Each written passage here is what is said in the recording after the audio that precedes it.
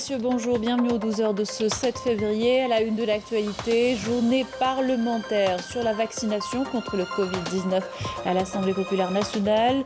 Nous ferons le point sur l'opération qui se déroule dans les wilayas de Ain Timouchent et Tébessa également.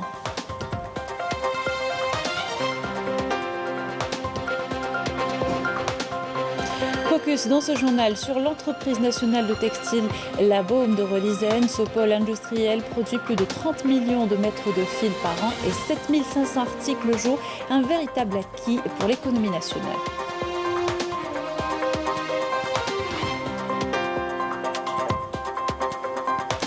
Et le premier groupe technologique de construction navale verra le jour bientôt à Oran. Le but est d'en faire un support pour le secteur de la pêche et les ressources halieutiques. Reportage dans cette édition.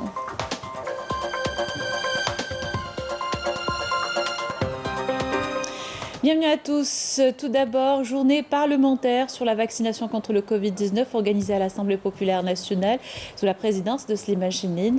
Le président de l'APN a mis en exergue les engagements du président de la République, Abdelmejid Tebboune, pour le début de la campagne de vaccination avant la fin du mois de janvier.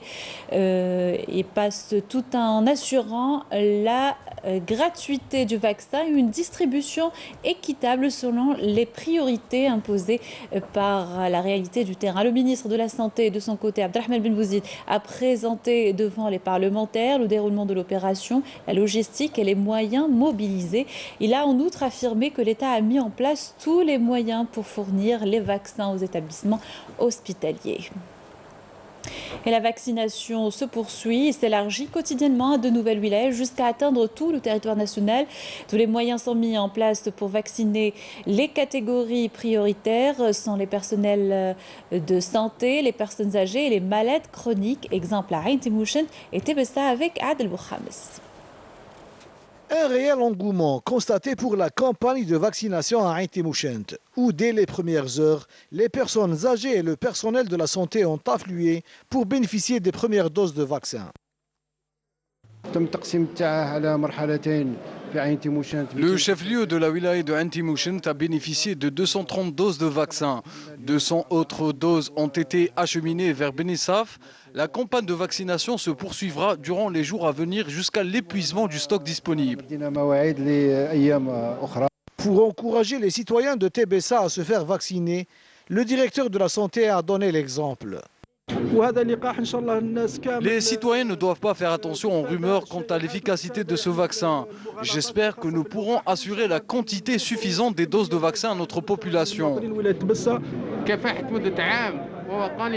Cela fait une année que je lutte avec mes confrères contre ce virus et grâce à Dieu, je suis sain et sauf. Je me suis porté candidat pour être parmi les premiers à se faire vacciner. Les pouvoirs publics ont été à la hauteur de leurs paroles et le vaccin a été mis à notre disposition avant la fin du mois de janvier.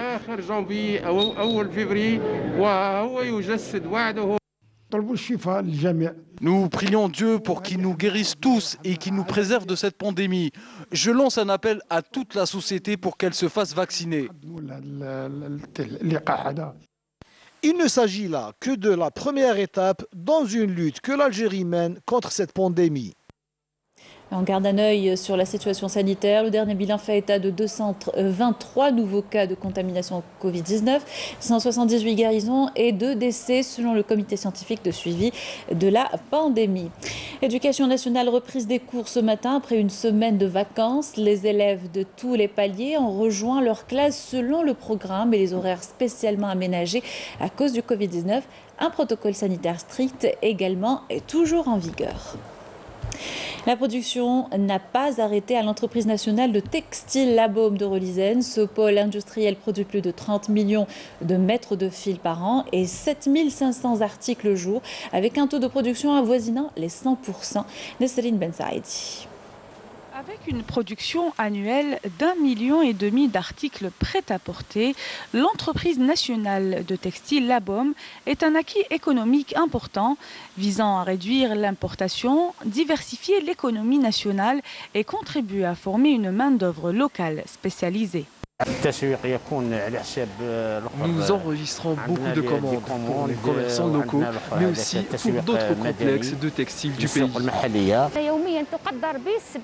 Nous produisons 7500 articles par jour avec un taux de production avoisinant les 90%. Avec une expérience de 40 années dans le domaine, cette entreprise emploie plus de 400 ouvriers qualifiés, spécialisés dans la production des costumes, des vestes, des manteaux et même de chaussettes. Cette industrie dispose aussi d'une unité de formation au métier du textile et de la confection. Cette unité est spécialisée dans la fabrication de textiles, la teinture, la production de chaussettes et la couture. Nous essayons à chaque fois de former nos stagiaires à travers les différentes unités au niveau de notre usine, pas uniquement dans la fabrication du textile, pour pouvoir les intégrer à raison de 2 fois par an dans différentes unités comme la teinture, le tricotage ou même la maintenance. Doté d'un aménagement technologique performant, ce pôle industriel produit plus de 30 millions de mètres de fil par an pour le tissage, la filature et la production de vêtements prêts à porter. Et vers la création d'un groupe technologique de construction navale prévu à Oran, le groupe, le premier du genre, sera d'un grand apport pour le secteur de la pêche et des ressources halieutiques. Il s'agit de mettre la recherche au profit de la production. Boucha Bouali. La création du premier groupe technologique spécialisé dans la construction navale en Algérie verra le jour à Oran. Il sera d'un grand apport pour le secteur de la pêche et des ressources halieutiques. Il s'agit d'un groupe économique, professionnel et de recherche qui concerne la construction navale. C'est aussi un groupe scientifique qui implique les différents centres de recherche pour développer les industries technologiques dans le domaine de la pêche et de l'aquaculture. Le groupe se charge par ailleurs de fabriquer des cages à poissons flottantes. Les composants de la cage flottante sont à 100% algériens grâce à un partenariat public-privé. Les cages à poissons ont pu être fabriquées localement grâce aussi à la collaboration de 2 ministères, celui de la pêche d'une part et celui de la recherche scientifique d'autre part. 65% de la cage flottante est en plastique et se fait avec la contribution de la société ITP. Nous avons construit ce bateau dernièrement, en l'espace de 3 mois, et ce malgré le manque de moyens.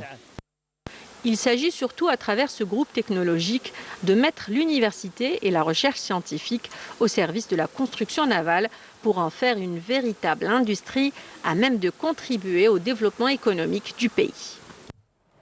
Cette précision du ministère de l'Enseignement supérieur et de la Recherche scientifique. Le décès de l'étudiante Nassera Bekouch est dû à un court-circuit électrique au niveau d'une résistance à l'intérieur de sa chambre et non à l'explosion d'une bouteille de gaz. L'incident qui a eu lieu à la cité universitaire pour filles Ouled Faït 2, causant un incendie. Le ministère de l'Enseignement supérieur présente en son nom et au nom des cadres des œuvres universitaires ses sincères condoléances à la famille de la défunte, priant Dieu de l'accueillir en son vaste paradis. Un autre drame survenu à Shaoula. 3 enfants se sont noyés dans un bassin destiné à l'irrigation. Ils jouaient près de l'étang non sécurisé de la ferme familiale. Ce nouveau drame met en lumière le manque de dispositifs sécuritaires qui causent plutôt de nombreux accidents. Walid Yosfi. Il s'appelait Inès Mora Demanar. Des enfants âgés de 4 à 6 ans sortis par une belle matinée pour jouer dans la ferme familiale à Shaoula. Quelques heures plus tard, leurs corps sans vie ont été découverts flottant sur le bord de l'étang. C'est la première fois qu'ils descendent jusqu'ici. Ce bassin appartient à mon oncle. Il l'utilise pour irriguer ses terres. Les 3 enfants se sont noyés dans le bassin. Il y a 2 jumeaux âgés de 4 ans et leur grande sœur, Inès. On l'avait cherchée partout, on n'arrivait pas à la retrouver. C'est bien après que son corps a été retrouvé par son oncle. Ce type d'accident est de plus en plus fréquent ces dernières années. Première cause, la négligence. Les autorités dénoncent de leur côté l'absence de dispositifs de sécurité. Les agriculteurs qui ont des étangs dédiés à l'irrigation doivent mettre en place des barrières ou des clôtures tout autour pour protéger les enfants. Ils sont encore petits, ils ne connaissent pas les dangers et les risques qu'ils encourent. Sécuriser les bassins destinés à l'irrigation dans les terres agricoles, mais aussi les pluies, devient une priorité pour éviter que ce type de drame ne se reproduise. Dans l'actualité également, l'éditorial du dernier numéro de la revue El Jaish qui, je cite, met en exergue le mois sacré, ce mois du 22 février. En ce mois où nous commémorons la journée nationale du Shahid qui coïncide avec le 18 février de chaque année, nous saisissons l'opportunité pour rappeler les immenses sacrifices consentis par le peuple algérien à travers un long et douloureux combat pour l'indépendance et la liberté. Telle est la ligne nationale authentique tracée par les Chouhada de leur sang pur que suit l'armée nationale populaire, tirant ses fondements du legs hérité de son aîné, l'armée de libération nationale, en s'acquittant de son devoir envers le peuple et la patrie en route en toute loyauté et abnégation, comme l'a souligné le chef d'état-major de l'ANP, le général de corps d'armée Saïd Chingriha, lors de sa supervision de l'exécution d'un exercice tactique à balles réelles le mois passé. L'engagement de fidélité au serment fait aux glorieux Chouhada exige, à l'occasion du 2e anniversaire des marches populaires pacifiques qui ont débuté le 22 février 2019, de placer l'intérêt de l'Algérie au-dessus de tout, à un moment où, et ce n'est plus un secret pour personne, notre pays est ciblé par des parties étrangères qui n'ont pas apprécié cette démarche patriotique et souveraine qu'il a empruntée dans un monde caractérisé ces derniers temps par des mutations, des défis et des menaces visant le corps même de l'État national.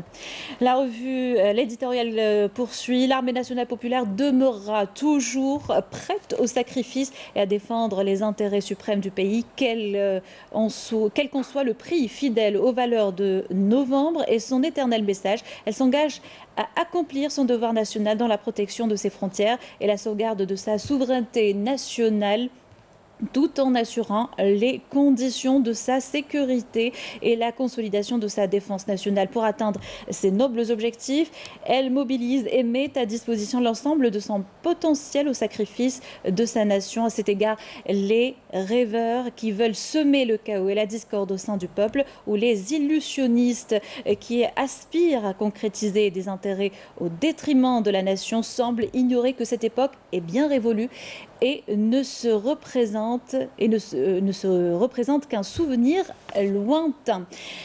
L'éditorial poursuit: en ce mois-ci, notre pays célèbre le 2e anniversaire des marches populaires pacifiques à travers lesquelles le peuple algérien a exprimé ses ambitions et ses aspirations en des lendemains radieux où la justice sera une réalité, où prévaudra l'égalité des chances et où tout le monde se mobilisera pour construire une Algérie forte et prospère. Compte tenu de l'importance de cette date, le président de la République l'a décrété journée nationale de la cohésion entre le peuple et son armée. Pour la démocratie, le peuple algérien, toutes catégories confondues, a exprimé sa solidarité, son unité et sa fusion dans le creuset du patriotisme authentique qui ne reconnaît aucune autre alternative à la patrie, qui rejette toute forme d'exclusion et de manialisation dont il a eu à subir les affres et les souffrances depuis des années, et qui n'a eu de cesse dans le même temps de louer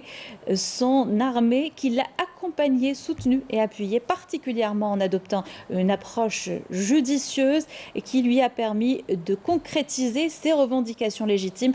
Poursuit la revue El Jaish. Les foules défilant à travers l'ensemble du pays ont étonné l'ennemi avant l'ami, comme elles ont surpris les observateurs par leur caractère civilisé dans un tableau qui fut, le moins que l'on puisse dire, exemplaire. Et enfin, la revue conclusion est que ne peut subsister que le meilleur, que les peuples sont toujours les vainqueurs. Notre glorieuse révolution nous a appris que, quelle que soit la durée de l'obscurité, la lumière finira par jaillir. Quelle que puisse être la férocité de nos ennemis, et des traîtres ne subsisteront que les loyaux et les intègres. Car notre peuple sait bien faire la différence entre le bon, le patriote et le traître. Que tout le monde soit sûr que les objectifs de cette secte nauséabonde ne peuvent et ne pourraient se concrétiser. Elle est telle ces égarés dans le désert qui voient dans le mirage une source d'eau. L'Algérie, comme le souhaitaient les valeureux chouhada et les loyaux moudjahidines, demeurera grande par sa glorieuse histoire, respectée avec son président et ses institutions légitimes, et forte et crainte avec son armée nationale populaire, conclut la revue Al-Jaish dans son dernier numéro, dont nous venons de recevoir un exemplaire. Dans le reste de l'actualité, les opérations militaires se poursuivent le long du mur de la honte au Sahara occidental depuis la violation du cessez-le-feu par le Maroc le 13 novembre dernier. Des bombardements intensifs ont visé les positions des forces d'occupation retranchées dans les zones de Raous Chidemia et Dgen. L'armée sahraoui a également mené des attaques violentes contre les forces d'occupation marocaines positionnées à Harara, L'Hdid et le secteur d'El Geltam.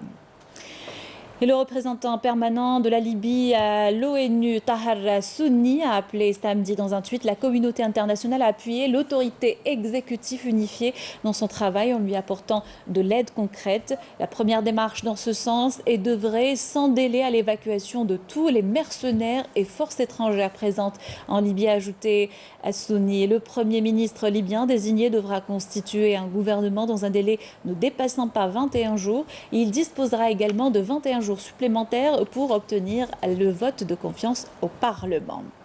C'était là la dernière information de notre journal. Merci de l'avoir suivi et je vous souhaite une excellente journée sur Canal Algérie.